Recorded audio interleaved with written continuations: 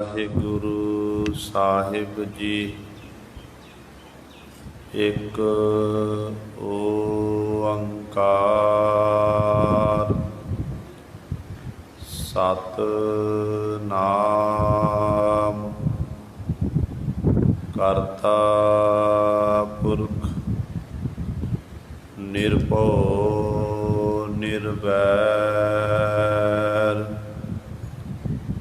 ਅਕਾਲ ਮੂਰਤ ਅਜੂਨੀ ਸੈਭੰ ਗੁਰ ਪ੍ਰਸਾਦ। ਡੰਡੌਤ ਬੰਦਨ ਅਨਕ ਬਾਰ ਸਰਬ ਕਲਾ ਸਮਰੱਥ ਡੋਲਨ ਤੇ ਰਾਖੋ ਪ੍ਰਭੂ ਨਾਨਕ ਦੇ ਕਰ ਹੱਥ ਨਾਮੈ ਹੀ ਤੇ ਸਭ ਕਿਛ ਹੋਆ। ਬਿਨ ਸਤਿਗੁਰ ਨਾਮ ਨ ਜਾਪੈ ਗੁਰ ਕਾ ਸ਼ਬਦ ਮਹਾਰਸ ਮੀਠਾ ਅੰਮ੍ਰਿਤ ਹਰ ਰਸ ਚਾਖੈ। ਕੌਡੀ ਬਦਲੇ ਜਨਮ ਗਵਾਇਆ ਚੀਨਸ ਨਾਹੀ ਆਪੈ। ਰੈਣ ਗਵਾਈ ਸੋਏ ਕੈ ਦਿਵਸ ਗਵਾਇਆ ਖਾਏ। ਹੀਰੇ ਜੈਸਾ ਜਨਮ ਹੈ ਕੌਡੀ ਬਦਲੇ ਜਾਏ। ਕਬੀਰ ਮਾਨਸ ਜਨਮ ਦੁਲੱਭ ਹੈ ਹੋਏ ਨ ਬਾਰੈ ਬਾਰ। ਜਿਉ ਬਨ ਫਲ ਪਾਕੇ ਭੋਏ ਗਿਰਹਿ ਬੋਹਰ ਨ ਲਾਗਹਿ ਡਾਰ।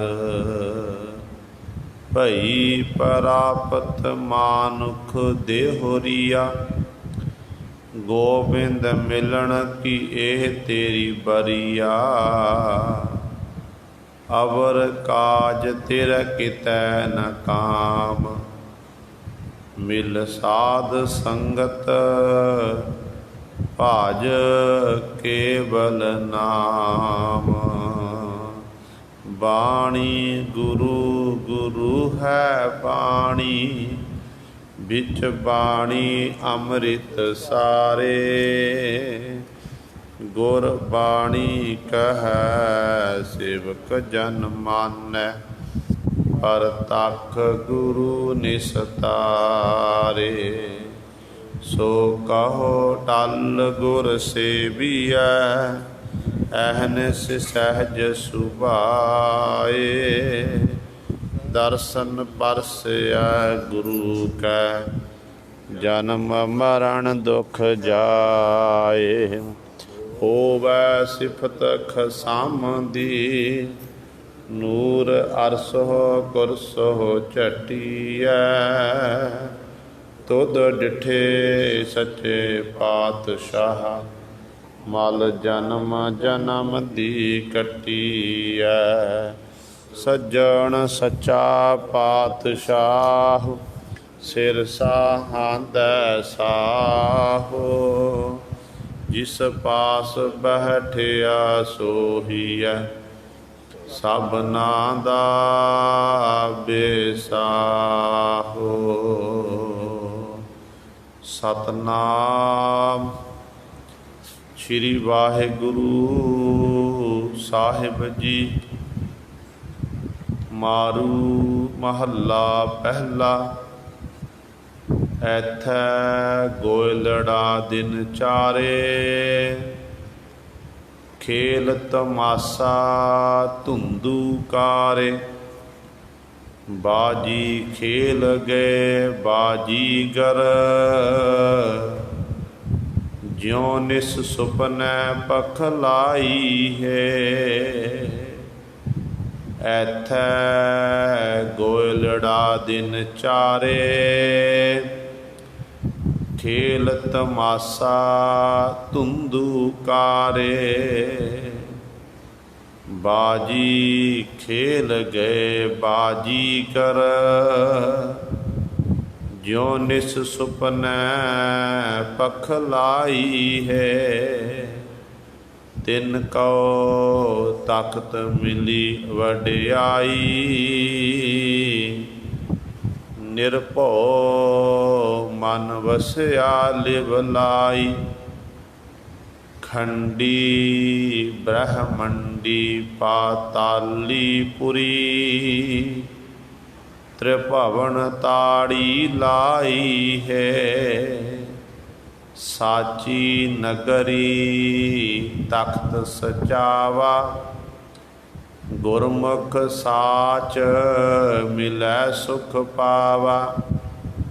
ਸਾਚੇ ਸਾਚੈ ਤਖਤ ਬੜਾਈ, ਹਉਮੈ ਗਣਤ ਗਵਾਈ ਹੈ।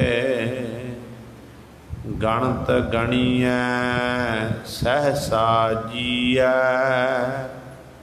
ਕਿਉ ਸੁਖ ਪਾਵੈ ਦੂਐ ਤੀਐ।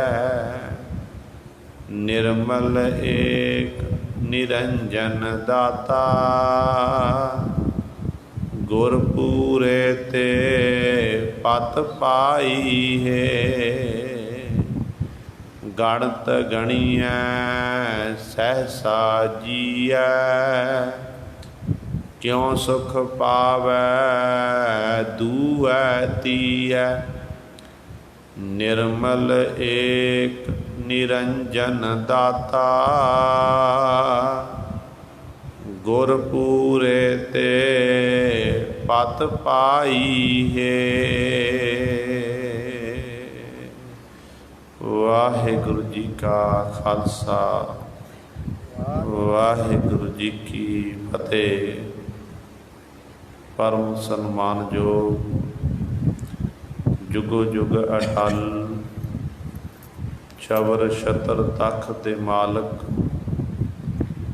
ਲੋਕ ਪਰਲੋਕ ਦੇ ਰੱਖਿਅਕ, ਸਰਬ ਸਾਂਝੀ ਵਾਲਤਾ ਦਾ ਉਪਦੇਸ਼ ਦੇਣ ਵਾਲੇ, ਮਨੁੱਖਤਾ ਦੇ ਗੁਰੂ, ਧੰਨ ਧੰਨ ਸਾਹਿਬ ਸ੍ਰੀ ਗੁਰੂ ਗ੍ਰੰਥ ਸਾਹਿਬ ਸੱਚੇ ਸਤਿਗੁਰੂ ਜੀ ਦੀ ਪਾਵਨ ਪਵਿੱਤਰ ਨਿੱਘੀ ਗੋਦ ਅੰਦਰ ਜੁੜ ਬੈਠੇ ਗੁਰੂ ਰੂਪ ਗੁਰੂ ਸਵਾਰੇ ਸਤ ਸੰਗੀ ਜਨੋ, ਆਪ ਜੀ ਵੱਡਿਆਂ ਭਾਗਾਂ ਵਾਲੇ ਹੋ, ਜੋ ਦਸ਼ਮੇਸ਼ ਪਿਤਾ ਗੁਰੂ ਕਲਗੀਧਰ ਸਤਿਗੁਰੂ ਅੰਮ੍ਰਿਤ ਕੇ ਦਾਤੇ ਸਰਬੰਸ ਦਾਨੀ ਸਹਿਬੇ ਕਮਾਲ, ਧੰਨ ਧੰਨ ਸਾਹਿਬ ਸ੍ਰੀ ਗੁਰੂ ਗੋਬਿੰਦ ਸਿੰਘ ਮਹਾਰਾਜ ਜੀ ਦੀ ਪਾਵਨ ਪਵਿੱਤਰ ਹਜ਼ੂਰੀ ਅੰਦਰ ਅੰਮ੍ਰਿਤ ਵੇਲੇ ਤੋਂ ਹਾਜ਼ਰੀਆਂ ਭਰ ਕੇ ਸਤ ਸੰਗਤ ਕਰਕੇ ਆਪਣੇ ਜੀਵਨ ਨੂੰ ਸਫਲਾ ਕਰ ਰਹੇ ਹੋ। ਅੰਮ੍ਰਿਤ ਵੇਲੇ ਤੋਂ ਸਜੇ ਦੀਵਾਨਾਂ ਵਿੱਚ ਆਪ ਜੀ ਨੇ ਹੁਣੇ ਹੀ ਸਤਿਕਾਰਯੋਗ ਗੁਰੂ ਘਰ ਦੇ ਕੀਰਤਨੀਆਂ ਪਾਸੋਂ ਸ਼੍ਰੀ ਆਸਾ ਜੀ ਕੀ ਵਾਰ ਦੇ ਕੀਰਤਨ ਸ਼ਰਵਣ ਕੀਤੇ ਹਨ। ਸੋ ਆਓ ਗੁਰੂ ਸਵਾਰਿਓ, ਸਮਾਂ ਹੈ ਜੋ ਚੱਲ ਰਹੀ ਲੜੀਵਾਰ ਗੁਰਬਾਣੀ ਦੀ ਕਥਾ ਮਾਰੂ ਰਾਗ ਦੇ ਵਿੱਚੋਂ ਆਪ ਸੰਗਤਾਂ ਸ਼ਰਵਣ ਕਰਦੀਆਂ ਆ ਰਹੀਆਂ ਹਨ। ਧੰਨ ਧੰਨ ਸਾਹਿਬ ਸ੍ਰੀ ਗੁਰੂ ਨਾਨਕ ਦੇਵ ਮਹਾਰਾਜ ਜੀ ਦੇ ਪਾਵਨ ਸ਼ਬਦ ਮਾਰੂ ਸੋਲ੍ਹੇ ਬਾਣੀ ਦੀ ਵਿਚਾਰ ਚੱਲ ਰਹੀ ਹੈ, ਜੋ ਆਪ ਜੀ ਨੇ ਸ਼ਬਦ ਦੇ 4 ਬੰਦ ਸ਼ਰਵਣ ਕੀਤੇ ਹਨ। ਕੱਲ੍ਹ ਵਾਲੀ ਵਿਚਾਰ ਦੇ ਵਿੱਚ 8 ਪਦਿਆਂ ਤੱਕ ਸਤਿਗੁਰੂ ਜੀ ਨੇ ਆਪ ਵਿਚਾਰ ਕਰਵਾਈ ਸੀ, ਜਿਹਦੇ ਵਿੱਚ ਸਤਿਗੁਰੂ ਧੰਨ ਗੁਰੂ ਨਾਨਕ ਦੇਵ ਮਹਾਰਾਜ ਨੇ ਸਾਨੂੰ ਪਰਮੇਸ਼ਰ ਦੇ ਚਰਨਾਂ 'ਚ ਬੇਨਤੀ ਕਰਨ ਦਾ ਤਰੀਕਾ ਦੱਸਿਆ ਕਿ ਹੇ ਪ੍ਰਭੂ, ਜੰਮਣ ਮਰਨਾ ਤੂੰ ਹੀ ਪੈਦਾ ਕੀਤਾ ਹੈ, ਤੂੰ ਹੀ ਜੀਵਾਂ ਨੂੰ ਜਨਮ ਦਿੰਦਾ, ਫਿਰ ਤੂੰ ਹੀ ਸੰਘਾਰ ਕਰਦਾ ਹੈ। ਇਸ ਗੱਲ ਦੀ ਜਿਹੜੀ ਸੋਝੀ ਹੈ ਉਹ ਗੁਰੂ ਪਾਤਸ਼ਾਹ ਪਾਸੋਂ ਪ੍ਰਾਪਤ ਹੁੰਦੀ ਹੈ। ਗੁਰੂ ਦੱਸਦਾ ਹੈ ਕਿ ਜੰਮਣ ਮਰਨਾ ਉਸ ਮਾਲਕ ਦੇ ਹੁਕਮ ਦੇ ਵਿੱਚ ਹੈ। ਸਤਿਗੁਰੂ ਗੁਰੂ ਨਾਨਕ ਪਾਤਸ਼ਾਹ ਕਹਿ ਰਹੇ ਨੇ ਕਿ ਮੈਨੂੰ ਇਸ ਗੱਲ ਦੀ ਸੋਝੀ ਆਈ, ਪਰ ਮੈਂ ਮੌਤ ਪਾਸੋਂ ਕੀ ਡਰਨਾ, ਇਸ ਕਰਕੇ ਮੇਰੇ ਮਨ 'ਚੋਂ ਡਰ ਬਿਲਕੁਲ ਖਤਮ ਹੋ ਗਿਆ। ਹੇ ਪ੍ਰਭੂ, ਤੂੰ ਦਿਆਲੂ ਹੈ, ਦਇਆ ਦਾ ਘਰ ਹੈ, ਆਪ ਹੀ ਜੀਵਾਂ ਨੂੰ ਦੇਖ ਰਿਹਾ ਪੈਦਾ ਕਰਕੇ। ਅਤੇ ਇਸੇ ਤਰ੍ਹਾਂ ਜਿਹੜੇ ਤੇਰੀ ਆਰਾਧਨਾ ਕਰਦੇ ਹਨ, ਤੇਰਾ ਸਿਮਰਨ ਕਰਦੇ ਹਨ, ਉਹਨਾਂ ਉੱਤੇ ਤੇਰੀ ਬਖਸ਼ਿਸ਼ ਹੁੰਦੀ ਹੈ। ਉਹਨਾਂ ਦੇ ਅੰਦਰੋਂ ਦੁੱਖ ਦਰਦ ਤਕਲੀਫ ਇਤਿਆਦਿਕ ਇਹ ਸਾਰੀ ਚਲੀ ਜਾਂਦੀ ਹੈ। ਉਹ ਨਿੱਜ ਘਰ ਰੂਪੀ ਸਰੂਪ ਰੂਪੀ ਘਰ ਵਿੱਚ ਕੇਂਦਰਿਤ ਹੋ ਜਾਂਦੇ ਹਨ। ਉਹਨਾਂ ਦੇ ਅੰਦਰੋਂ ਸਾਰਾ ਡਰ ਭਉ ਇਤਿਆਦਿ ਖਤਮ ਹੋ ਜਾਂਦਾ ਹੈ। ਮਨ ਜਿਹੜਾ ਇੱਧਰ ਉੱਧਰ ਦੌੜਿਆ ਭੱਜਿਆ ਫਿਰਦਾ ਸੀ, ਸ਼ਬਦ ਨਾਲ ਜੁੜ ਕੇ ਉਹਨਾਂ ਨੇ ਉਸ ਉੱਡ ਰਹੇ ਮਨ ਨੂੰ, ਅਡਾਰੀ ਮਾਰ ਰਹੇ ਮਨ ਨੂੰ ਰੋਕ ਕੇ ਰੱਖ ਲਿਆ। ਹੁਣ ਇਸ ਤਰ੍ਹਾਂ ਦੀ ਅਵਸਥਾ ਹੋ ਗਈ ਕਿ ਮਾਨੋ ਹਿਰਦਾ ਘਰ ਜਿਹੜਾ ਹੈ ਇੱਕ ਕੌਲ ਫੁੱਲ ਦੀ ਨਿਆਈ ਖਿੜਿਆ ਹੋਇਆ ਹੈ। ਨਾਮ ਇੱਕ ਹਿਰਦਾ ਘਰ ਇੱਕ ਤਲਾਅ ਦੀ ਨਿਆਈ ਹੈ। ਇਹਦੇ ਵਿੱਚ ਇਸ ਤਰ੍ਹਾਂ ਜੀਵ ਖਿੜਿਆ ਹੋਇਆ ਮਨ ਕੌਲ ਫੁੱਲ ਦੀ ਨਿਆਈ। ਜਦੋਂ ਇਸ ਤਰ੍ਹਾਂ ਕਹਿੰਦੇ ਨੇ, ਸਤਿਗੁਰੂ ਜੀ ਬਚਨ ਕਰ ਰਹੇ ਹਨ, ਕਹਿੰਦੇ ਕਮਲ ਵਿਗਾਸ ਹਰੇ ਸਰ ਸੁਭਰ ਆਤਮ ਰਾਮ ਸਖਾਈ ਹੈ। ਕਹਿੰਦੇ ਇਸ ਤਰ੍ਹਾਂ ਉਹ ਜਿਹੜਾ ਪਰਮਾਤਮਾ ਨਾ ਰਮੰਤੀ ਰਾਮ ਵਾਹਿਗੁਰੂ, ਉਹ ਆਤਮਾ ਦੀ ਫਿਰ ਸਹਾਈ ਹੈ, ਸਹਾਇਤਾ ਕਰਦਾ ਹੈ ਇਸ ਲੋਕ ਦੇ ਵਿੱਚ ਵੀ ਅਤੇ ਪਰਲੋਕ ਦੇ ਜੀਵ ਦੀ। ਇਸ ਕਰਕੇ ਜਿਨ੍ਹਾਂ ਦਾ ਹਿਰਦਾ ਨਾਮ ਜਲ ਨਾਲ ਨੱਕਾ ਨੱਕ ਭਰ ਜਾਂਦਾ, ਉਹਨਾਂ ਦੀ ਫਿਰ ਅਵਸਥਾ ਵੱਖਰੀ ਹੋ ਜਾਂਦੀ ਹੈ। ਪਰ ਜੀਵ ਤੂੰ ਮਰਨਾ ਲਿਖਾ ਕੇ ਸੰਸਾਰ ਮੰਡਲ ਵਿੱਚ ਆਇਆ ਹੈ, ਕਿਉਂ ਤੂੰ ਇੱਥੇ ਆਪਣਾ ਦਾਅਵਾ ਕਰਦਾ ਕਿ ਮੈਂ ਸਦੀਵੀ ਕਾਲ ਹੀ ਸੰਸਾਰ ਵਿੱਚ ਰਹਿਣਾ। ਸਤਿਗੁਰੂ ਕਹਿੰਦੇ ਨੇ ਚੱਲਣਾ ਪਰਥਾਏ, ਕਹਿੰਦੇ ਅੱਜ ਨਹੀਂ ਤਾਂ ਕੱਲ੍ਹ ਭਾਈ ਜੀਵ ਤੇਰੀ ਵਾਰੀ ਆ ਜਾਣੀ ਹੈ, ਤੈਨੂੰ ਇਹ ਸੰਸਾਰ ਘਰ ਨੂੰ ਛੱਡ ਕੇ ਜਾਣਾ ਪਵੇਗਾ। ਪਰਮਾਤਮਾ ਸੱਚਾ ਹੈ, ਉਹਦਾ ਨਾਮ ਸੱਚਾ ਹੈ, ਅਮਰ ਹੈ, ਅਤੇ ਉਹ ਐਸੇ ਸੱਚੇ ਪਰਮੇਸ਼ਰ ਵਾਹਿਗੁਰੂ ਦੇ ਨਾਲ ਮੈਂ ਆਪਣੀ ਦਿਵ ਨੂੰ ਜੋੜਿਆ ਹੋਇਆ ਹੈ। ਉਸ ਮਾਲਕ ਪਾਸੋਂ ਮੈਨੂੰ ਵਡਾਈ ਪ੍ਰਮਾਣ ਸਨਮਾਨ ਮਿਲ ਰਿਹਾ ਹੈ।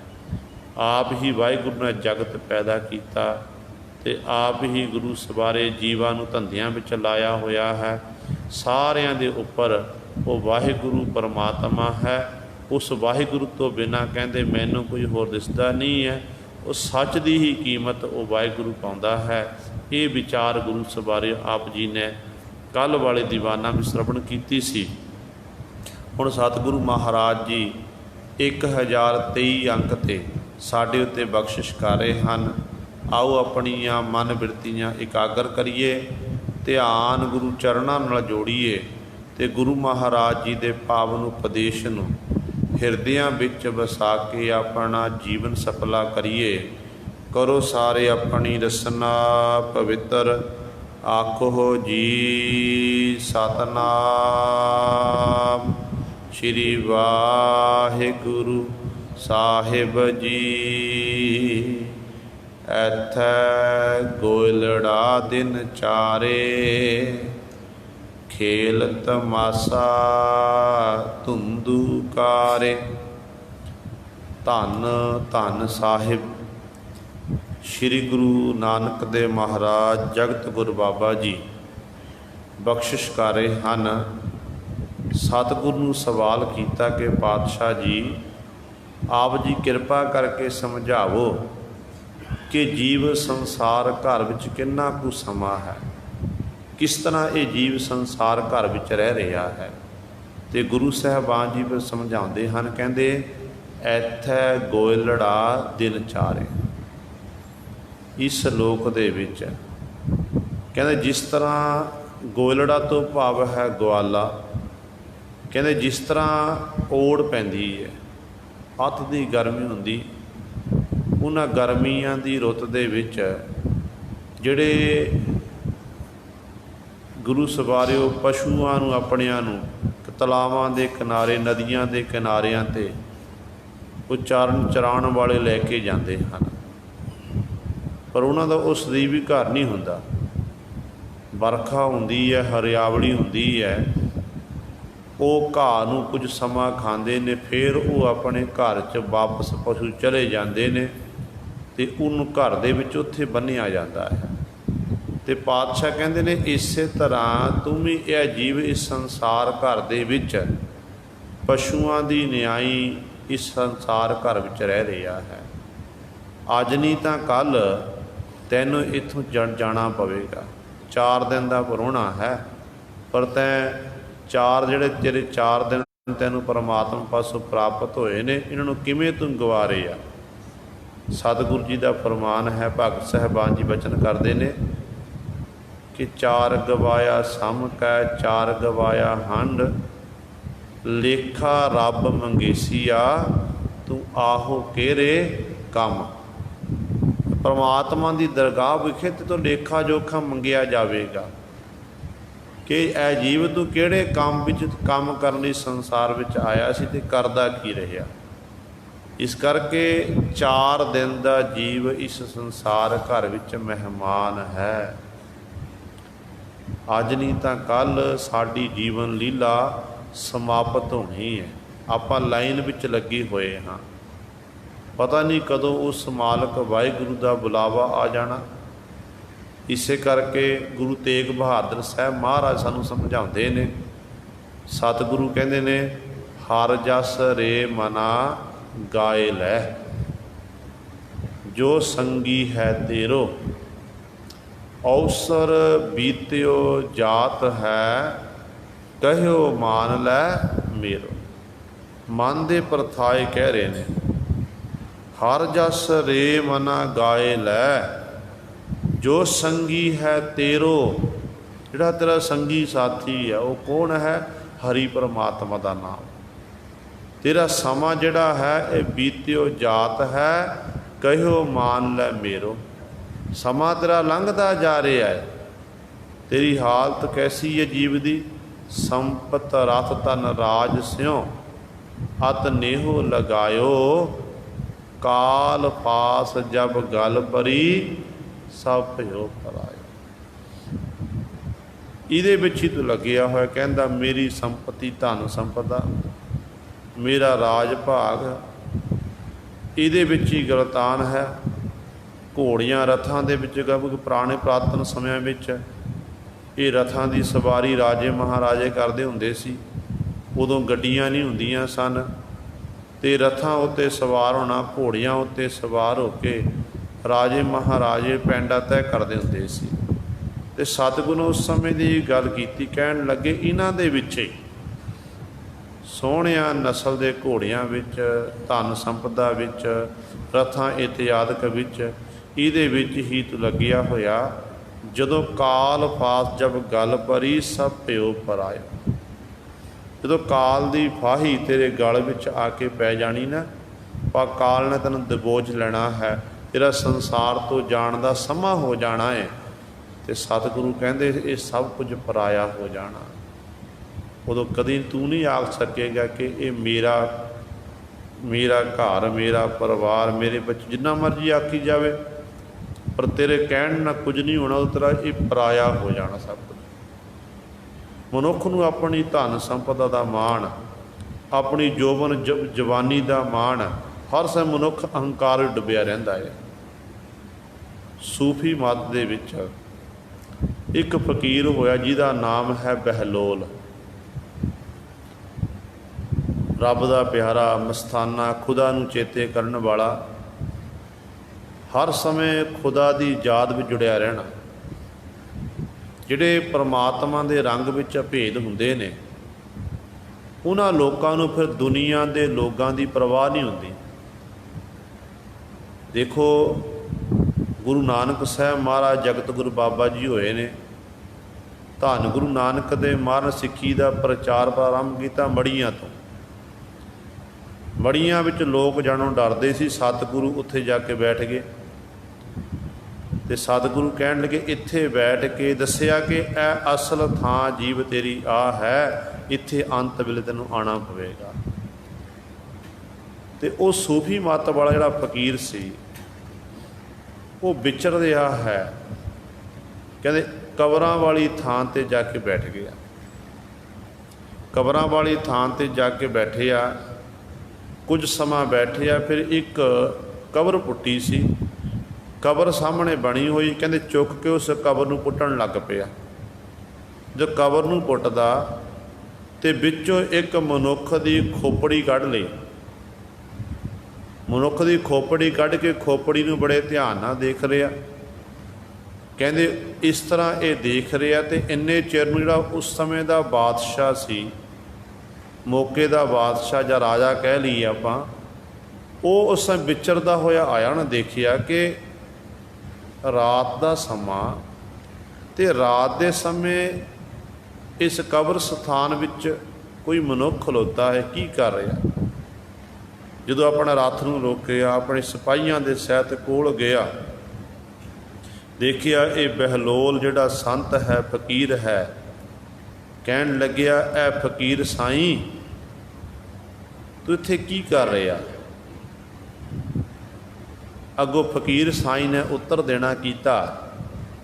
ਕਹਿਣ ਲੱਗਿਆ, ਮੈਂ ਇਹ ਮਨੁੱਖ ਦੀ ਖੋਪੜੀ ਪੜ੍ਹ ਰਿਹਾ ਹਾਂ।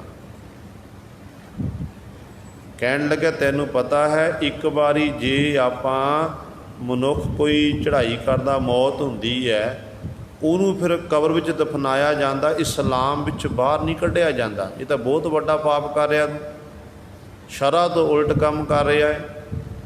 ਇਸ ਕਰਕੇ ਇਹ ਠੀਕ ਨਹੀਂ ਹੈ। ਤੇ ਸੂਫੀ ਸੰਤ ਕਹਿਣ ਲੱਗਿਆ ਕਿ ਮੈਨੂੰ ਤਾਂ ਠੀਕ ਜਾਪਿਆ, ਤੇਰੇ ਲਈ ਠੀਕ ਨਹੀਂ ਤੇ ਮੈਨੂੰ ਠੀਕ ਜਾਪਿਆ।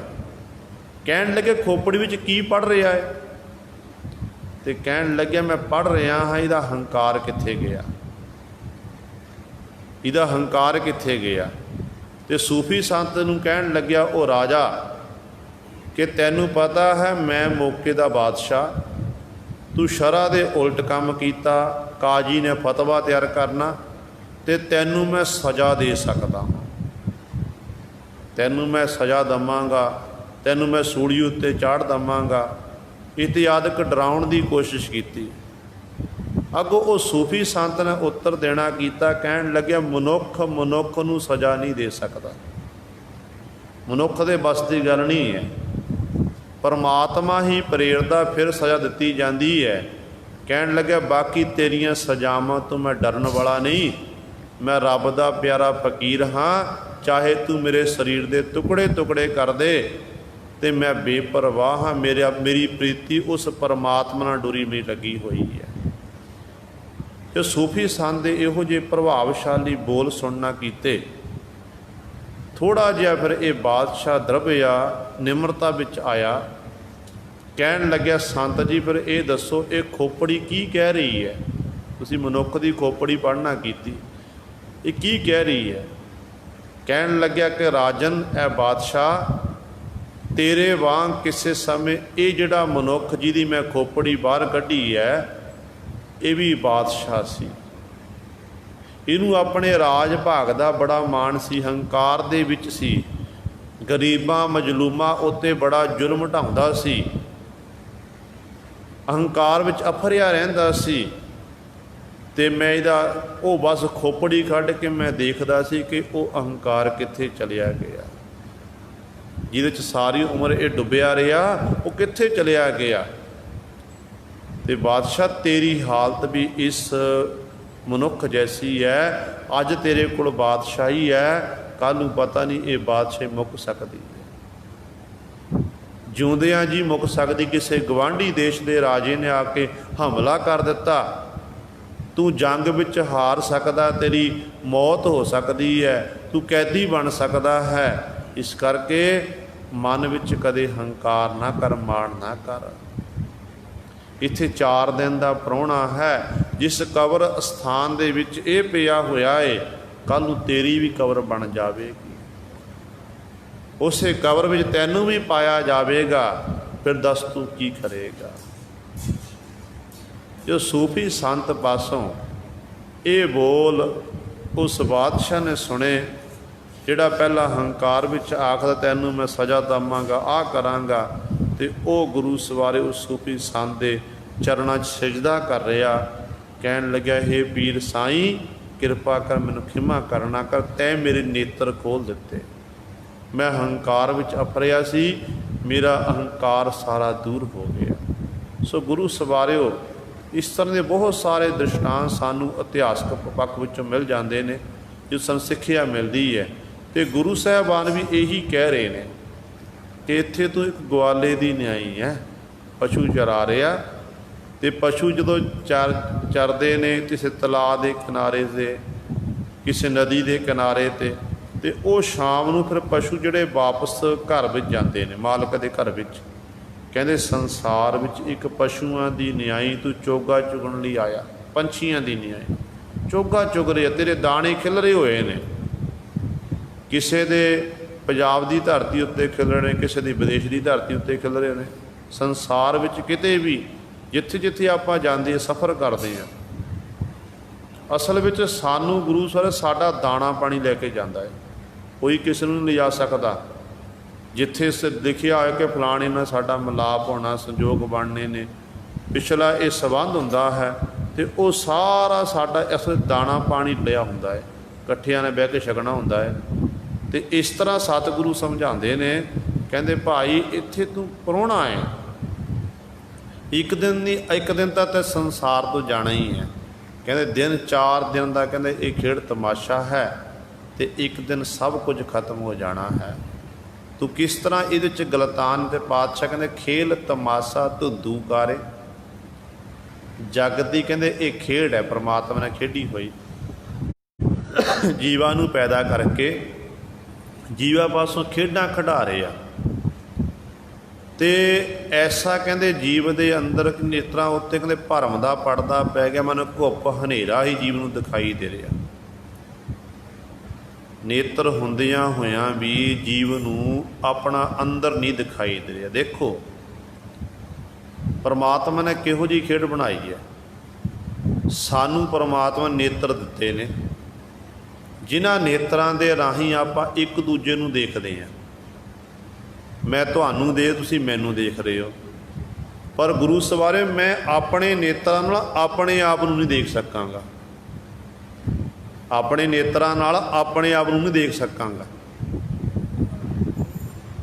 ਉਹ ਜਦੋਂ ਆਪਾਂ ਆਪਣੇ ਆਪ ਨੂੰ ਦੇਖਣਾ, ਸਾਨੂੰ ਦਰਪਣ ਦਾ ਸਹਾਰਾ ਲੈਣਾ, ਸ਼ੀਸ਼ੇ ਦਾ ਸਹਾਰਾ ਲੈਣਾ ਪਵੇਗਾ।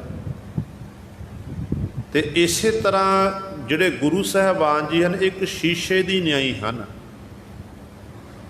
ਉਹ ਜਦੋਂ ਆਪਾਂ ਸ਼ੀਸ਼ੇ ਦੇ ਅੱਗੇ ਖਲੋਂਦੇ ਆ ਨਾ, ਸਾਨੂੰ ਆਪਣੇ ਆਪ ਦਾ ਪਤਾ ਲੱਗ ਜਾਂਦਾ, ਸਾਡਾ ਰੰਗ ਕਿਹੋ ਜਿਹਾ, ਕਿਹੋ ਜਿਹੇ ਸਾਡੇ ਨੈਣ, ਕਿਹੋ ਜਿਹੇ, ਸਾਰਾ ਸਾਡੇ ਅੰਗਾਂ ਦਾ ਪਤਾ ਲੱਗ ਜਾਂਦਾ ਹੈ, ਮੁੱਖ ਦਾ। ਅਤੇ ਗੁਰੂ ਸਾਹਿਬਾਨ ਵੀ ਸਾਨੂੰ ਅੰਦਰਲੀ, ਜਦੋਂ ਗੁਰੂ ਵਾਲੇ ਬਣ ਜਾਂਦੇ ਨਾ, ਗੁਰੂ ਦੇ ਚਰਨਾਂ ਵਿੱਚ ਆਉਂਦੇ ਆ, ਅਤੇ ਗੁਰੂ ਸਾਹਿਬਾਨ ਜੀ ਸਾਨੂੰ ਅੰਦਰਲੀ ਤਸਵੀਰ ਦਿਖਾਉਂਦੇ ਕਿ ਸਿੱਖਾ ਇਹ ਜੀਵ ਤੇਰੇ ਅੰਦਰਲੀ ਤਸਵੀਰ ਆ, ਅਤੇ ਬਾਹਰੋਂ ਤੂੰ ਇਹ ਹੈ, ਬਾਹਰੋਂ ਤੂੰ ਚਿੱਟੇ ਵਸਤਰ ਪਹਿਨੇ ਹੋਏ ਨੇ, ਬਾਹਰੋਂ ਦੇਖਣ ਨੂੰ ਬੜਾ ਸੋਹਣਾ ਲੱਗਦਾ ਏ, ਪਰ ਅੰਦਰ ਤੇਰੇ ਖੋਟ ਹੈ, ਅੰਦਰ ਤੇਰੇ ਮੈਲ ਹੈ ਵਿਕਾਰਾਂ ਦੀ, ਅਤੇ ਅੰਦਰੋਂ ਤੂੰ ਆਪਣੇ ਆਪ ਨੂੰ ਸ਼ੁੱਧ ਕਰਨਾ ਕਰ। ਗੁਰੂ ਵਾਲੇ ਬਣਨਾ ਇਸ ਕਰਕੇ ਜ਼ਰੂਰੀ ਹੈ। ਗੁਰੂ ਸਾਹਿਬਾਨ ਜੀ ਸ਼ੀਸ਼ੇ ਦੀ ਨਿਆਈ ਸਾਡੇ ਅੰਦਰ ਦੀ ਜਿਹੜੀ ਖੇਡ ਹੈ ਦਿਖਾ ਦਿੰਦੇ ਨੇ। ਅਤੇ ਸਤਿਗੁਰੂ ਕਹਿੰਦੇ ਇਹ ਖੇਡ ਤਮਾਸ਼ਾ ਹੈ, ਧੁੰਦੂਕਾਰ ਹੈ। ਕਹਿੰਦੇ ਮਾਇਆ ਦਾ ਧੁੰਦੂਕਾਰ ਇਸ ਤਰ੍ਹਾਂ ਪਿਆ, ਜੀਵ ਕਹਿੰਦੇ ਅੰਧਲਾ ਹੋਇਆ ਫਿਰਦਾ ਹੈ। ਇਸ ਤਰ੍ਹਾਂ ਦੀ ਜੀਵ ਦੀ ਹਾਲਤ ਹੈ। ਬਾਜੀ ਖੇਲ ਗਏ ਬਾਜੀਗਰ, ਜਿਉ ਨਿਸ ਸੁਪਨੈ ਪਖਲਾਈ ਹੈ। ਕਹਿੰਦੇ ਜੀਵ ਬਾਜੀਗਰ ਅਨੇਕਾਂ ਸੰਸਾਰ ਵਿੱਚ ਆਏ, ਅਤੇ ਬਾਜੀ ਖੇਲ ਕੇ ਕਹਿੰਦੇ ਚਲੇ ਗਏ। ਪਰ ਜੀਵਨ ਆਪਣਾ ਮਿਲਿਆ, ਸਵਾਸਾਂ ਰੂਪੀ ਪੂੰਜੀ ਮਿਲੀ, ਜੀਵਨ ਨੂੰ ਭੋਗ ਕੇ ਸੰਸਾਰ ਤੋਂ ਕੂਚ ਕਰਕੇ ਚਲੇ ਗਏ। ਕਹਿੰਦੇ ਜਗਤ ਦਾ ਜੀਵਨ ਕਿਹੋ ਜਿਹਾ ਹੈ। ਕਹਿੰਦੇ ਮਨ ਇਸ ਤਰ੍ਹਾਂ ਜੀਵ ਨੂੰ ਮਾਇਆ ਦੀ ਹੋੜ ਲੱਗੀ ਹੋਈ ਹੈ, ਧਨ ਸੰਪਦਾ ਦੀ, ਦਿਨ ਰਾਤ।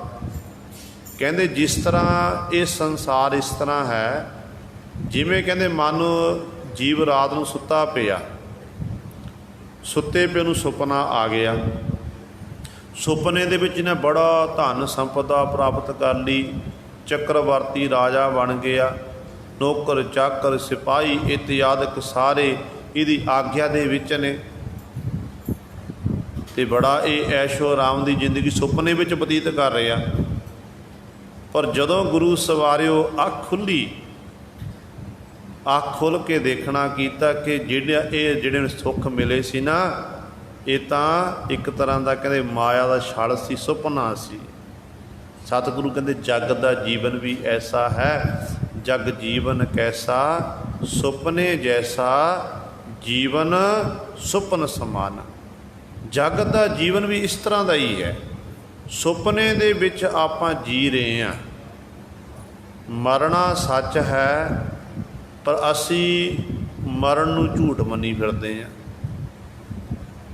ਜਿਉਣਾ ਝੂਠ ਤੇ ਮਰਨਾ ਸੱਚ ਹੈ ਅਸਲ ਵਿੱਚ। ਜਿਹਨੇ ਇਹ ਗੱਲ ਪੱਲੇ ਆਪਣੇ ਬੰਨ੍ਹ ਲਈ ਕਿ ਜਿਉਣਾ ਜੋ ਆਪਾਂ ਜੀ ਰਹੇ ਹਾਂ ਇਹ ਝੂਠ ਹੈ, ਅੱਜ ਨਹੀਂ ਤਾਂ ਕੱਲ੍ਹ ਸਮਾਪਤ ਹੋ ਜਾਣਾ ਜਿਉਣਾ, ਤੇ ਮਰਨਾ ਜ਼ਰੂਰ ਹੈ। ਮਰਨਾ ਸੱਚ ਆ ਬਸ। ਇਸ ਕਰਕੇ ਪਾਤਸ਼ਾਹ ਸਮਝਾ ਰਹੇ ਨੇ, ਕਹਿੰਦੇ ਇਸ ਤਰ੍ਹਾਂ, ਕਹਿੰਦੇ ਇਹ ਬਾਜੀਗਰ ਬਾਜੀ ਖੇਲ ਕੇ ਚਲਿਆ ਗਿਆ। ਕਹਿੰਦੇ ਇਸ ਤਰ੍ਹਾਂ ਸੁਪਨੇ ਦੇ ਵਿੱਚ ਕਹਿੰਦੇ ਮਨ ਨੂੰ ਇਹ ਧਨ ਸੰਪਦਾ ਬੜੀ ਇਕੱਤਰ ਹੋ ਗਈ, ਬੜਾ ਬਾਦਸ਼ਾਹ ਬਣ ਗਿਆ। ਕਹਿੰਦੇ ਬੜੇ ਐਸ਼ੋ ਆਰਾਮ ਦੀ ਜ਼ਿੰਦਗੀ ਬਤੀਤ ਕਰ ਰਿਹਾ। ਜਦੋਂ ਕਹਿੰਦੇ ਫਿਰ ਅੱਖ ਖੁੱਲ੍ਹੀ ਤੇ ਸਭ ਕੁਝ ਉੱਥੇ ਆਪਣੇ ਪਲੰਘ ਉੱਤੇ ਪਿਆ ਹੋਇਆ, ਸਭ ਕੁਝ ਉੱਥੇ ਹੀ। ਤੇ ਗੁਰੂ ਸਵਾਰੇ ਇਸ ਤਰ੍ਹਾਂ ਸਤਿਗੁਰੂ ਜੀ ਬਖਸ਼ਿਸ਼ ਕਰ ਰਹੇ ਹਨ। ਤਿੰਨ ਕੋ ਤਾਕਤ ਮਿਲੀ ਵਡਿਆਈ, ਨਿਰਭਉ ਮਨ ਵਸਿਆ ਲਿਵ ਲਾਈ। ਫਿਰ ਸਤਿਗੁਰੂ ਜੀ ਕਿਰਪਾ ਕਰਕੇ ਦੱਸੋ, ਸੰਸਾਰ ਦੇ ਵਿੱਚ ਵਡਿਆਈ ਮਾਣ ਸਨਮਾਨ ਕਿਹਨੂੰ ਮਿਲਦਾ ਹੈ? ਆਪ ਜੀ ਕਹਿੰਦੇ ਹੋ ਕਿ ਜਗਤ ਸੁਪਨੇ ਦੀ ਨਿਆਈ, ਜਗਤ ਫਾਨੀ ਹੈ, ਜਗਤ ਨਾਸ਼ਵੰਤ ਹੈ। ਤੇ ਪਾਤਸ਼ਾਹ ਜੀ ਕਿਰਪਾ ਕਰਕੇ ਸਮਝਾਵੋ ਫਿਰ ਵਡਿਆਈ ਮਾਣ ਸਨਮਾਨ ਕਿਹਨੂੰ ਮਿਲਦਾ? ਤੇ ਗੁਰੂ ਸਾਹਿਬਾਨ ਕਹਿੰਦੇ ਨੇ ਤਿੰਨ ਕੋ ਤਖਤ ਮਿਲੀ ਵਡਿਆਈ। ਉਹਨਾਂ ਨੂੰ ਕਹਿੰਦੇ ਉਹਨਾਂ ਜੀਵਾਂ ਨੂੰ ਕਹਿੰਦੇ ਵਡਿਆਈ ਮਾਣ ਸਨਮਾਨ ਤਖਤ ਤੋਂ ਤਾਜ ਮਿਲਦਾ ਹੈ, ਸਤਿਕਾਰ ਮਿਲਦਾ ਹੈ। ਕਿਹਨਾਂ ਨੂੰ? ਨਿਰਭਉ ਮਨ ਵਸਿਆ ਲਿਵ ਲਾਈ।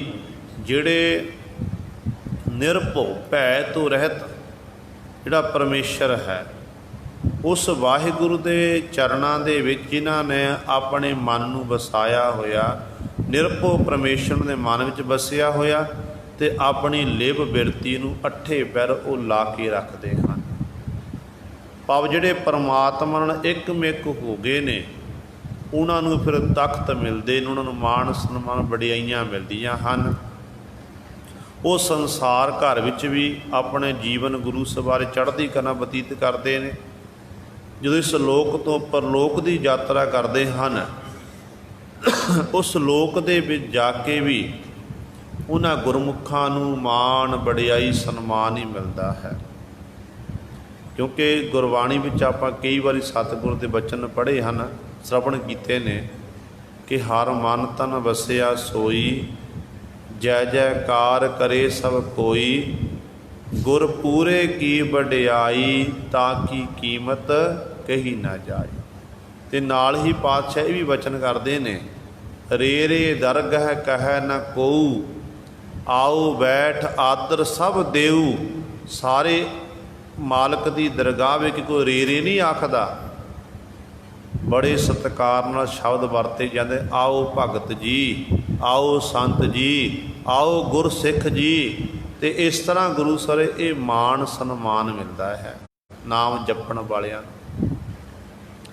ਕੁਦਰਤੀ ਤੌਰ 'ਤੇ ਹੈ, ਆਪਾਂ ਧਰਮ ਦੇ ਨਿਮਿੱਤ ਆਪਣੇ ਕਰਮ ਕਰਨ ਲੱਗ ਜਾਈਏ, ਅੰਮ੍ਰਿਤ ਵੇਲੇ ਦੀ ਸੰਭਾਲ ਕਰਨ ਲੱਗ ਜਾਈਏ, ਤੇ ਆਪਾਂ ਸੰਸਾਰ 'ਚ ਵਿਚਰੀਏ। ਦੁਨੀਆ ਦੇ ਲੋਕਾਂ ਨੂੰ ਕਹਿਣਾ ਨਹੀਂ ਪੈਂਦਾ ਕਿ ਸਾਡਾ ਮਾਣ ਕਰੋ, ਸਾਡਾ ਸਨਮਾਨ ਕਰੋ। ਤੇ ਦੁਨੀਆ ਦੇ ਲੋਕ ਗੁਰੂ ਭਗਤੀ ਦੀ ਖੁਸ਼ਬੂ ਇਸ ਤਰ੍ਹਾਂ ਆਉਂਦੀ ਹੈ ਕਿ ਦੁਨੀਆ ਦੇ ਲੋਕ ਆਪਣੇ ਆਪ ਹੀ ਮਾਣ ਸਨਮਾਨ ਦੇਣ ਲੱਗ ਪੈਂਦੇ ਨੇ। ਪਰ ਇੱਕ ਗੱਲ ਯਾਦ ਰੱਖਣੀ ਪਵੇਗੀ ਕਿ ਜੇ ਆਪਾਂ ਅੰਮ੍ਰਿਤ ਵੇਲੇ ਉੱਠਦੇ ਹਾਂ, ਨਾਮ ਬਾਣੀ ਦਾ ਅਭਿਆਸ ਕਰਦੇ ਹਾਂ, ਤੇ ਆਪਣੇ ਮਾਣ ਨੂੰ ਪਿੱਛੇ ਛੱਡਣਾ ਪਵੇਗਾ। ਹੰਕਾਰ ਨੂੰ ਤਿਆਗਣਾ ਪਵੇਗਾ। ਇਹ ਨਹੀਂ ਕਿ ਆਪਾਂ ਮਨ ਸੋਚਣਾ ਕਿ ਮੈਂ ਅੰਮ੍ਰਿਤ ਵੇਲੇ ਉੱਠਦਾ, ਮੈਂ 1:30 ਵਜੇ ਉੱਠ ਕੇ ਇਸ਼ਨਾਨ ਕਰਕੇ ਚੌਂਕੜਾ ਮਾਰ ਕੇ ਬੈਠ ਜਾਂਦਾ, ਦੂਜਾ 4 ਵਜੇ ਉੱਠਦਾ, ਉਹ ਮੇਰੇ ਅੱਗੇ ਕੁਝ ਵੀ ਨਹੀਂ ਹੈ। ਇਸ ਤਰ੍ਹਾਂ ਮਾਣ ਨਹੀਂ ਕਰਨਾ। ਤੂੰ ਨਹੀਂ ਉੱਠ ਰਿਹਾ, ਤੈਨੂੰ ਗੁਰੂ ਉਠਾ ਰਿਹਾ ਹੈ। ਜੇ ਗੁਰੂ ਨੇ ਬਲ ਬਖਸ਼ਿਆ ਤਾਂ ਤੂੰ ਉੱਠ ਰਿਹਾ।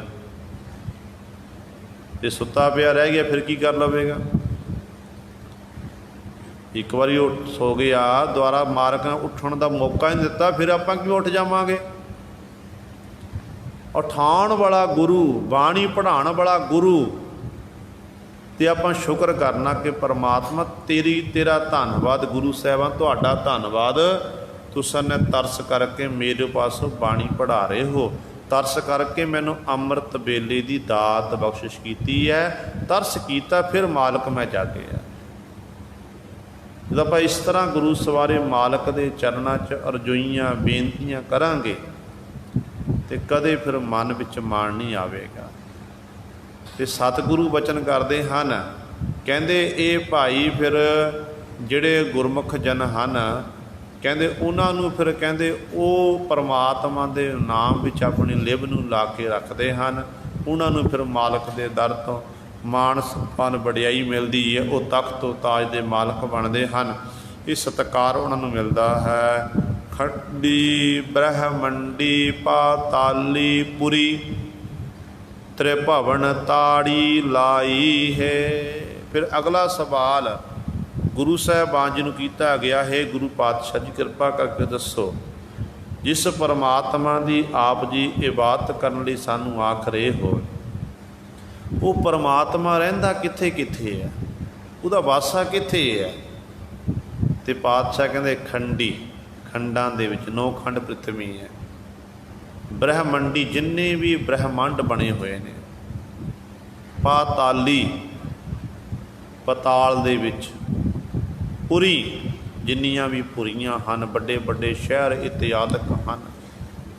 ਕਹਿੰਦੇ ਇਹਨਾਂ ਸਾਰਿਆਂ ਦੇ ਵਿੱਚ ਤ੍ਰਿਭਵਨ, 3 ਭਵਨ ਨੇ, ਸਵਰਗ ਲੋਕ, ਪਤਾਲ ਲੋਕ, ਇਸੇ ਤਰ੍ਹਾਂ ਮਾਤ ਲੋਕ।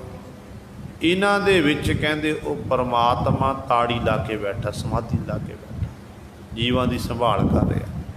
ਭਾਵ ਕਹਿਣ ਦਾ ਕਿ ਸਾਰੀਆਂ ਥਾਵਾਂ 'ਤੇ ਕਣ ਕਣ ਵਿੱਚ ਉਸ ਮਾਲਕ ਦਾ ਵਾਸਾ ਹੈ। ਉਹ ਸਾਰੀਆਂ ਥਾਵਾਂ 'ਤੇ ਹੈ। ਘਟ ਘਟ ਮੈਂ ਹਰ ਜੂ ਵਸੈ, ਸੰਤਨ ਕਿਹੋ ਪੁਕਾਰ। ਉਹਦਾ ਪਾਸਾ ਸਾਰੀਆਂ ਥਾਵਾਂ 'ਤੇ ਹੈ। ਉਹ ਵਾਹਿਗੁਰੂ, ਉਹਦੀ ਹੀ ਜੋਤ ਸਾਰੀਆਂ ਥਾਵਾਂ 'ਤੇ ਜਗ ਰਹੀ ਹੈ। ਸਾਚੀ ਨਗਰੀ ਤਖਤ ਸਚਾਵਾ, ਗੁਰਮੁਖ ਸਾਚ ਮਿਲੈ ਸੁਖ ਪਾਵਾ। ਸਾਚੀ ਨਗਰੀ ਤਖਤ ਸਚਾਵਾ।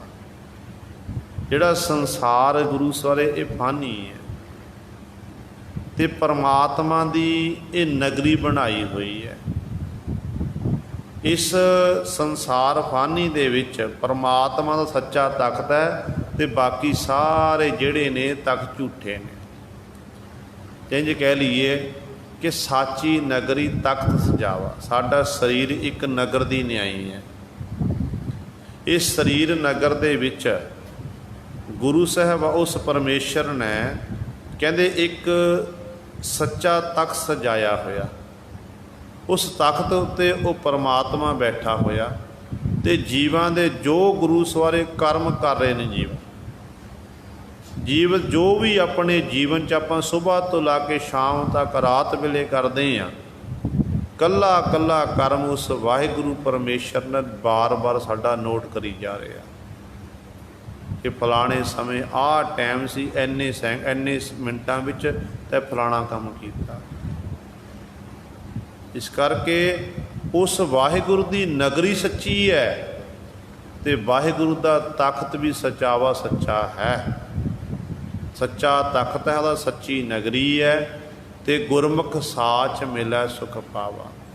ਜਿਹੜੇ ਗੁਰਮੁਖ ਜਨ ਨੇ ਉਹ ਸੱਚ ਨਾਲ ਮਿਲ ਜਾਂਦੇ ਹਨ, ਤੇ ਇਸ ਤਰ੍ਹਾਂ ਸੱਚ ਦੀ ਆਰਾਧਨਾ ਕਰਕੇ ਉਹ ਸੁੱਖ ਪ੍ਰਾਪਤ ਕਰਦੇ ਹਨ। ਸੱਚ ਵਿੱਚ ਅਭੇਦ ਹੁੰਦੇ ਹਨ, ਲੀਨ ਹੁੰਦੇ ਹਨ। ਕਿਉਂਕਿ ਜਿਹੜਾ ਸੁੱਖ ਗੁਰੂ ਸਵਾਰਿਓ ਸਾਨੂੰ ਧਨ ਸੰਪਦਾ ਪ੍ਰਾਪਤ ਕਰਕੇ ਹੁੰਦਾ ਹੈ, ਪੁੱਤਰ ਧੀਆਂ ਨਾਲ ਪ੍ਰਾਪਤ ਹੁੰਦਾ ਹੈ। ਇਹ ਸੁੱਖ ਤਾਂ ਉਹਦੇ ਅੱਗੇ ਥੋੜ੍ਹੇ ਨੇ ਸਾਰੇ। ਐਸ਼ੋ ਆਰਾਮ ਦੀ ਜ਼ਿੰਦਗੀ ਬਤੀਤ ਕਰ ਰਹੇ ਆਪਾਂ, ਪਰਿਵਾਰ ਸਾਨੂੰ ਮਾਲਕ ਨੇ ਦਿੱਤਾ ਹੋਇਆ ਹੈ। ਆਪਾਂ ਜਿਹਦੇ 'ਚ ਲੀਨ ਹੈ ਕਿ ਇਹ ਸੋਚੇ ਕਿ ਇਹ ਸੁੱਖ, ਇਹ ਥੋੜ੍ਹੇ ਸੁੱਖ ਨੇ, ਇਹ 4 ਦਿਨ ਦੇ ਸੁੱਖ ਨੇ। ਜੇ ਮਿਲਾਪ ਹੋਇਆ ਤਾਂ ਵਿਛੋੜਾ ਵੀ ਪੈ ਜਾਂਦਾ ਹੈ। ਖੇਡਾਂ ਨੇ ਪ੍ਰਮਾਤਮਾ ਦੀਆਂ।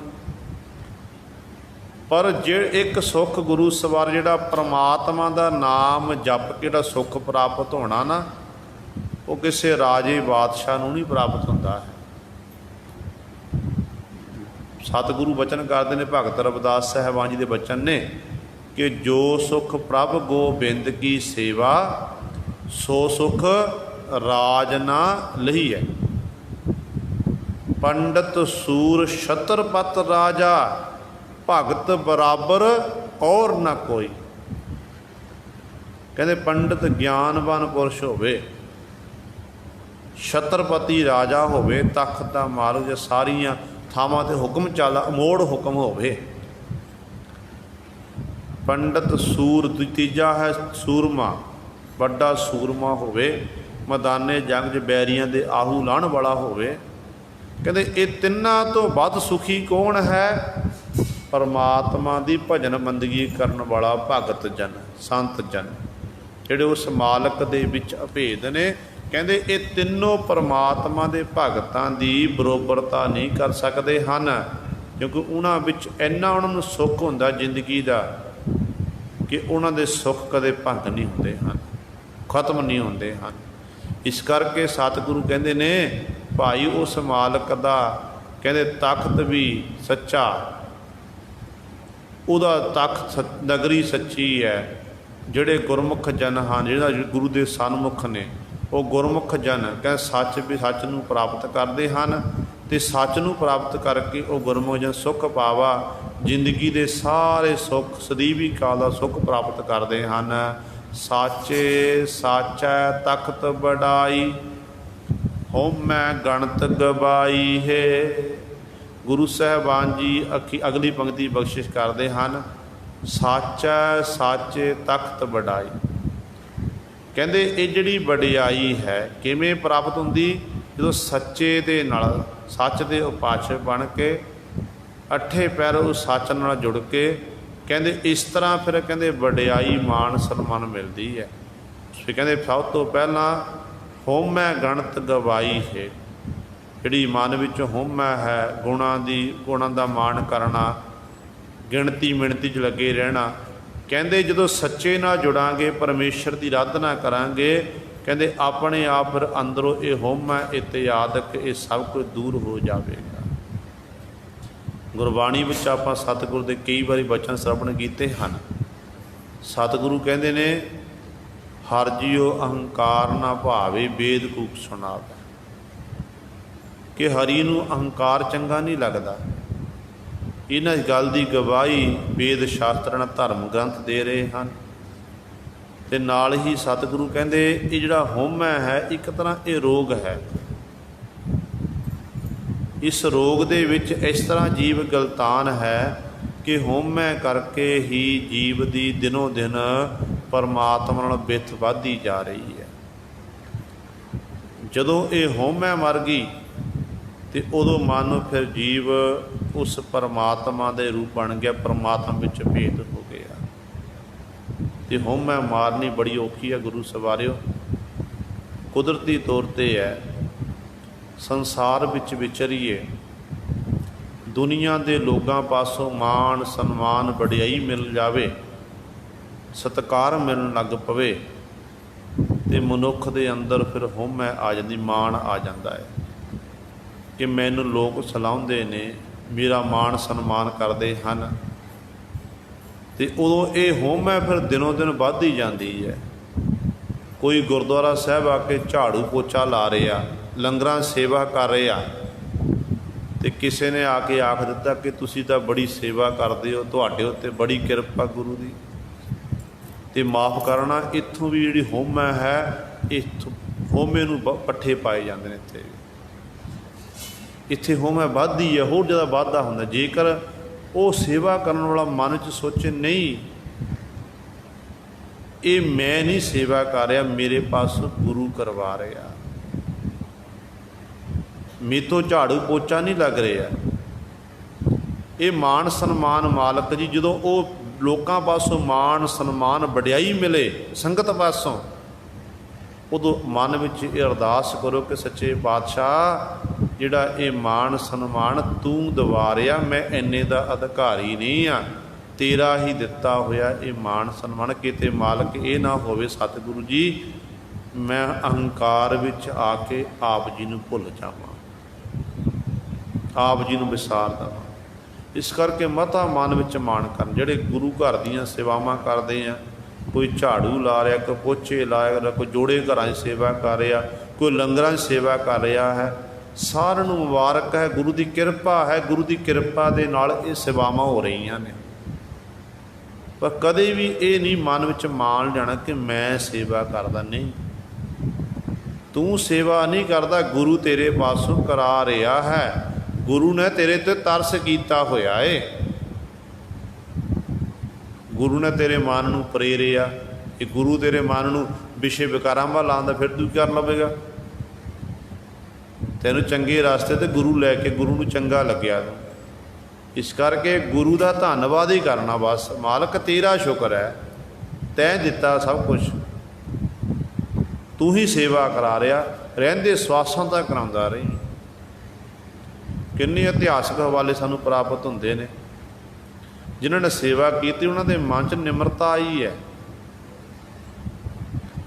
ਪਰ ਮਾਫ ਕਰਨਾ, ਸਾਡੇ ਮਨਾਂ 'ਚ ਫਿਰ ਮਾਣ ਆ ਜਾਂਦਾ ਕਿ ਮੈਂ ਨਾ ਜਾਵਾਂ ਤੇ ਗੁਰੂ ਨਾਨਕ ਦੇ ਘਰ ਦਾ ਫਿਰ ਉਹ ਕੰਮ ਹੋਣਾ ਹੀ ਨਹੀਂ। ਮਾਣ ਆ ਜਾਂਦਾ ਸਾਡੇ ਮਨਾਂ ਵਿੱਚ। ਕੰਮ ਆਪਾਂ ਨਹੀਂ ਕਰਦੇ, ਕੰਮ ਸਾਡੇ ਨਹੀਂ ਹੈ, ਕੰਮ ਗੁਰੂ ਦੇ ਹਨ। ਜਿਸਕਾ ਕਾਰਜ ਤਿਨ ਹੀ ਕੀਆ, ਮਾਨਸ ਕਿਆ ਬੇਚਾਰਾ ਰਾਮ। ਕੰਮ ਤਾਂ ਗੁਰੂ ਦੇ ਨੇ, ਗੁਰੂ ਕਰਨ ਵਾਲਾ ਹੈ। ਇਸ ਕਰਕੇ ਮਤਾ ਮਨ ਵਿੱਚ ਇਹ ਖਿਆਲ ਕਰਨਾ ਕਿ ਮੈਂ ਕੰਮ ਕਰ ਰਿਹਾ ਗੁਰੂ ਘਰ ਦੇ, ਤੇ ਗੁਰੂ ਪਾਤਸ਼ਾਹ ਮਹਾਰਾਜ ਆਪ ਕਾਰਜ ਆਪਣੇ ਕਾਰਜ ਆਪ ਸਵਾਰਦੇ ਹਨ। ਤੇ ਨਿਮਰਤਾ ਰੱਖਣੀ ਮਨ 'ਚ ਕਿ ਮਾਲਕ ਜੀ ਤੇਰਾ ਧੰਨਵਾਦ ਹੈ, ਮੇਰੇ ਪਾਸੋਂ ਤੂੰ ਇਹ ਸੇਵਾ ਲੈ ਰਿਹਾ, ਕਿਰਪਾ ਕਰਨੀ ਪਾਤਸ਼ਾਹ। ਇਹ ਸੇਵਾ ਕਰਦਿਆਂ ਮੇਰੇ ਮਨ ਵਿੱਚ ਮਾਣ ਨਾ ਆਵੇ। ਤੋ ਸਤਿਗੁਰੂ ਜੀ ਬਚਨ ਕਰਦੇ ਹਨ, ਕਹਿੰਦੇ ਭਾਈ ਇਸ ਤਰ੍ਹਾਂ ਜਦੋਂ ਕਹਿੰਦੇ ਉਹ ਸੱਚੇ ਤਖਤ ਨਾਲ ਪਰਮੇਸ਼ਰ ਸਰੂਪ ਰੂਪੀ ਕਹਿੰਦੇ ਪ੍ਰਭੂ ਨਾਲ ਜਦੋਂ ਇੱਕਮਿਕ ਹੋ ਗਏ, ਸੱਚ ਦੇ ਉਪਾਸ਼ਕ ਬਣ ਗਏ, ਕਹਿੰਦੇ ਫਿਰ ਉੱਥੋਂ ਵਡਿਆਈ ਮਿਲਦੀ ਹੈ। ਫਿਰ ਇੱਥੋਂ ਕਹਿੰਦੇ ਜਿਹੜੀ ਹੋਮ ਹੈ ਇਤਿਆਦਕ ਹੈ, ਹੋਮ ਹੈ ਗਣਤ ਗਵਾਈ ਹੈ। ਉਹ ਜੀਵ ਨਾਮ ਜਪ ਕੇ ਬੰਦਗੀ ਕਰਕੇ ਆਪਣੇ ਅੰਦਰੋਂ ਹੋਮ ਹੈ ਇਤਿਆਦਕ ਨੂੰ ਗਵਾ ਦਿੰਦਾ, ਗਿਣਤੀਆਂ ਮਿਣਤੀਆਂ ਨੂੰ ਖਤਮ ਕਰ ਦਿੰਦਾ ਹੈ। ਗਣਤ ਗਣੀਐ ਸਹਿਸਾ ਜੀਐ, ਕਿਉ ਸੁਖ ਪਾਵੈ ਦੂਐ ਤੀਐ। ਤੇ ਸਤਿਗੁਰੂ ਅਗਲੇ ਪਦ 'ਚ ਬਖਸ਼ਿਸ਼ ਕਰਦੇ ਹਨ, ਕਹਿੰਦੇ ਜਿਹੜਾ ਜੀਵ ਗਿਣਤੀਆਂ ਮਿਣਤੀਆਂ ਕਰਦਾ, ਕਹਿੰਦੇ ਉਹ ਜੇ ਸੋਚੇ ਨਾ ਕਿ ਮੈਨੂੰ ਜ਼ਿੰਦਗੀ ਦੇ ਸਾਰੇ ਸੁੱਖ ਨਸੀਬ ਹੋਣੇ, ਕਹਿੰਦੇ ਨਹੀਂ, ਸਾਰੇ ਜੀ ਹੀ ਸਤਿਗੁਰੂ ਕਹਿੰਦੇ ਗਿਣਤੀਆਂ ਮਿਣਤੀਆਂ ਵਿੱਚ ਲੱਗੇ ਹੋਏ ਨੇ, ਮੇਰ ਤੇਰ ਵਿੱਚ ਲੱਗੇ ਹੋਏ। ਇਹ ਮੇਰਾ, ਇਹ ਤੇਰਾ, ਸਾਰੀ ਉਮਰ ਇਸ ਤਰ੍ਹਾਂ ਚੱਲਦਾ।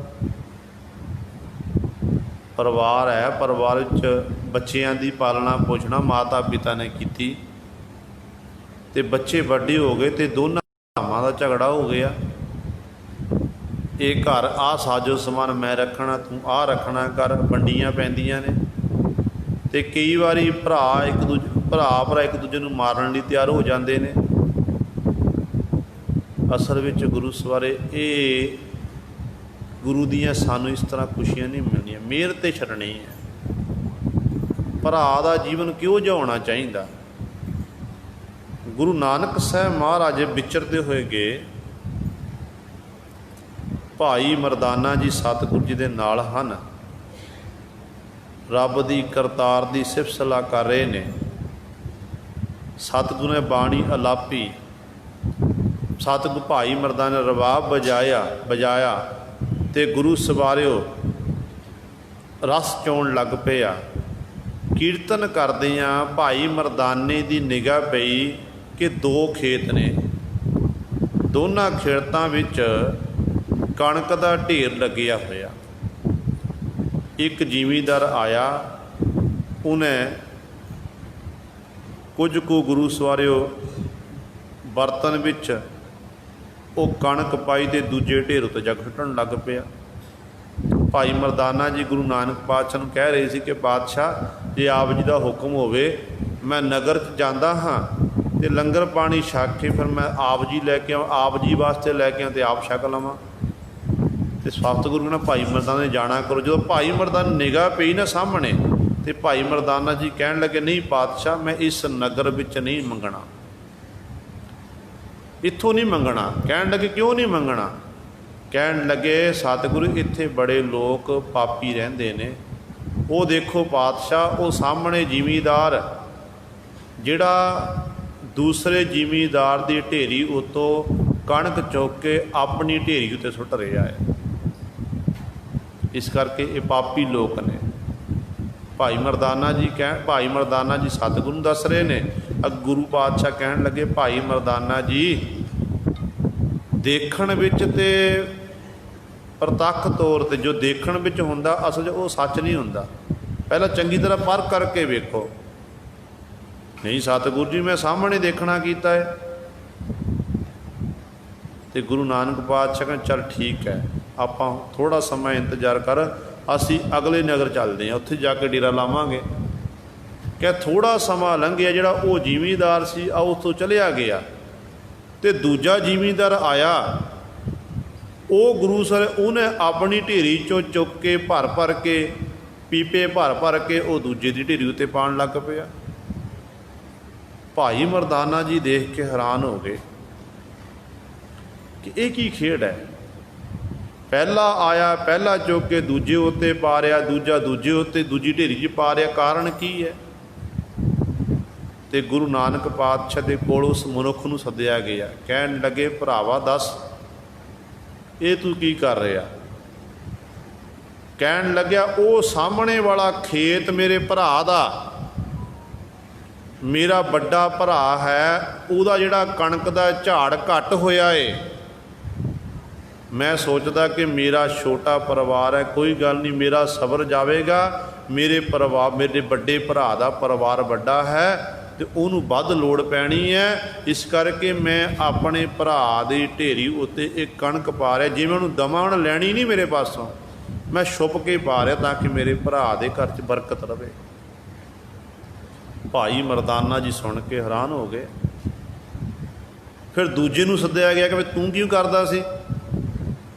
ਕਹਿਣ ਲੱਗੇ, ਇਹ ਮੇਰਾ ਛੋਟਾ ਭਰਾ ਏ। ਛੋਟੇ ਭਰਾ ਲਾਡਲੇ ਹੁੰਦੇ ਨੇ, ਪਿਆਰ ਹੁੰਦਾ ਛੋਟਿਆਂ ਦੇ ਨਾਲ। ਅਤੇ ਛੋਟੇ ਭਰਾ ਦਾ ਜਿੱਥੇ ਇਹ ਮੈਂ ਦੇਖਣਾ ਕੀਤਾ, ਇਹਦਾ ਕੰਮ ਵੱਲ ਘੱਟ ਧਿਆਨ ਹੈ, ਫਸਲ ਦੀ ਸੰਭਾਲ ਘੱਟ ਕੀਤੀ ਹੈ ਅਤੇ ਝਾੜ ਘੱਟ ਹੋਇਆ। ਦੋਨਾਂ ਦੀ ਸੋਚ ਇੱਕੋ ਜਿਹੀ। ਉਹ ਵੀ ਕਹਿ ਰਿਹਾ ਕਿ ਮੇਰੇ ਭਰਾ ਦਾ ਝਾੜ ਘੱਟ ਹੋਇਆ ਅਤੇ ਵੱਡਾ ਪਰਿਵਾਰ ਹੈ, ਅਤੇ ਇਹ ਕਹਿ ਰਿਹਾ ਇਹ ਮੇਰੇ ਛੋਟੇ ਭਰਾ ਦੇ, ਵੱਡਿਆਂ ਦਾ ਫਰਜ਼ ਬਣਦਾ ਛੋਟਿਆਂ ਦਾ ਖਿਆਲ ਰੱਖਣਾ। ਵੱਡਾ ਭਰਾ ਇੱਕ ਪਿਤਾ ਦੇ ਸਮਾਨ ਹੁੰਦਾ ਏ, ਅਤੇ ਮੈਂ ਹੁਣ ਖਿਆਲ ਰੱਖ ਰਿਹਾ ਕਿ ਮੇਰੇ ਭਰਾ ਨੂੰ, ਛੋਟੇ ਭਰਾ ਨੂੰ ਘਾਟਾ ਨਾ ਪੈ ਜਾਵੇ, ਛੋਟਾ ਭਰਾ ਕਿਤੇ ਗੁਆਂਢੀਆਂ ਦੇ ਜਾ ਕੇ ਨਾ ਮੰਗਣ ਲੱਗ ਜਾਵੇ। ਇਸ ਕਰਕੇ ਮੈਂ ਆਪਣੇ ਭਰਾ ਦਾ ਖਿਆਲ ਰੱਖ ਰਿਹਾ।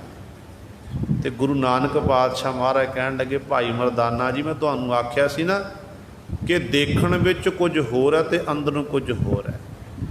ਦੇਖ ਤੁਹਾਡੀ ਨੇਤਰਾਂ ਵਿੱਚ ਇਹ ਚੋਰ ਜਾਪਦੇ ਸੀ, ਪਰ ਅਸਲ ਵਿੱਚ ਇਹ ਕਿਰਤੀ ਸੰਤ ਨੇ। ਕਿਰਤੀ ਸੰਤ ਦਸਾਂ ਨੋਹਾਂ ਦੀ ਕਿਰਤ ਕਰਨ ਵਾਲੇ, ਅਤੇ ਨਾਲ ਭਰਾਵਾਂ ਦਾ ਪਿਆਰ ਵੀ, ਸੰਸਾਰੀ ਰਿਸ਼ਤਾ ਵੀ ਮੁੱਖ ਰੱਖਿਆ ਹੋਇਆ, ਅਤੇ ਅੰਦਰੋਂ ਦੋਨੋਂ ਬਿਲਕੁਲ ਸ਼ੁੱਧ ਨੇ। ਬਿਲਕੁਲ ਮਨ ਵਿੱਚ ਮੈਲ ਨਹੀਂ ਹੈ, ਮੈਲ ਤੋਂ ਰਹਿਤ ਹਨ। ਇਹੋ ਜਿਹੇ ਗੁਰੂ ਸਰ ਜੀਵਨ ਗੁਰੂ ਕਿਰਪਾ ਕਰ ਸਾਡਾ ਵੀ ਬਣ ਜਾਵੇ, ਸਾਡੇ ਮਨ ਵਿੱਚੋਂ ਮੇਰ ਤੇਰ ਮੁੱਕ ਜਾਵੇ। ਪਰ ਪਾਤਸ਼ਾਹ ਕਹਿੰਦੇ ਨੇ, ਇਹ ਜਿਹੜੇ ਮੇਰ ਤੇਰ ਹੈ, ਕਹਿੰਦੇ ਗਣਤ ਗਣੀਐ ਸਹਿ ਸਹਿ ਜੀ ਹੈ। ਜਿੰਨੇ ਵੀ ਸਾਰੇ ਸੈਂਕ ਹਜ਼ਾਰਾਂ ਜੀਵ ਨੇ, ਸਾਰੇ ਜੀਵ ਇਹ ਗਣਤੀਆਂ ਮਿਣਤੀਆਂ ਵਿੱਚ ਨੇ, ਮੇਰ ਤੇਰ ਕਰਦੇ ਫਿਰਦੇ ਨੇ। ਫਿਰ ਕਿਉਂ ਸੁਖ ਪਾਵੈ ਦੂਐ ਤੀਜੈ। ਇਸ ਤਰ੍ਹਾਂ ਕਹਿੰਦੇ ਦੂਜਾ ਤੀਜਾ ਕਰਕੇ ਦਵੈਤ ਵਿੱਚ ਫਸ ਕੇ ਕਹਿੰਦੇ ਭਾਈ ਤੁਸੀਂ ਸੁੱਖ ਕਿਵੇਂ ਪ੍ਰਾਪਤ ਕਰ ਸਕਦੇ ਹਨ, ਤੁਹਾਨੂੰ ਸੁੱਖ ਨਹੀਂ ਮਿਲ ਸਕਦੇ ਜਦੋਂ ਤੱਕ ਤੁਹਾਡੇ ਅੰਦਰੋਂ ਇਹ ਦਵੈਤ ਨਹੀਂ ਜਾਂਦੀ, ਦੁਬਿਧਾ ਨਹੀਂ ਜਾਂਦੀ, ਮਿਹਰ ਤੇ ਨਹੀਂ ਮੁੱਕਦੀ, ਉਦੋਂ ਤੱਕ ਜੀਵਨ ਦੇ ਸੁੱਖ ਤੁਹਾਨੂੰ ਪ੍ਰਾਪਤ ਨਹੀਂ ਹੋ ਸਕਦੇ ਹਨ। ਨਿਰਮਲ ਏਕ ਨਿਰੰਜਨ ਦਾਤਾ, ਗੁਰ ਪੂਰੇ ਤੇ ਪਤ ਪਾਈ ਹੈ। ਜਿਹੜਾ ਇੱਕ ਪਰਮੇਸ਼ਰ ਹੈ ਉਹ ਨਿਰਮਲ ਹੈ, ਮੈਲ ਤੋਂ ਰਹਿਤ, ਨਿਰੰਜਨ ਬਿਲਕੁਲ ਸ਼ੁੱਧ, ਮਾਇਆ ਦੀ ਕਾਲਕ ਜਿਹਨੂੰ ਪੋਹ ਨਹੀਂ ਸਕਦੀ ਹੈ। ਕਹਿੰਦੇ ਇਹੋ ਜਿਹਾ ਉਹ ਪਰਮੇਸ਼ਰ ਹੈ ਤੇ ਗੁਰ ਸਾਰਿਆਂ ਦਾ ਦਾਤਾ ਹੈ, ਗੁਰ ਪੂਰੇ ਤੇ ਪਤ ਪਾਈ ਹੈ। ਪੂਰਨ ਗੁਰੂ ਦੇ ਲੜ ਲੱਗ ਕੇ ਕਹਿੰਦੇ ਇਹ ਜੀਵ ਤੂੰ ਪਤ ਇੱਜ਼ਤ ਪ੍ਰਾਪਤ ਕਰ ਸਕਦਾ ਹੈ। ਇਹ ਪਤ ਇੱਜ਼ਤ ਪੂਰਨ ਗੁਰੂ ਨੇ ਬਖਸ਼ਿਸ਼ ਕੀਤੀ ਹੈ।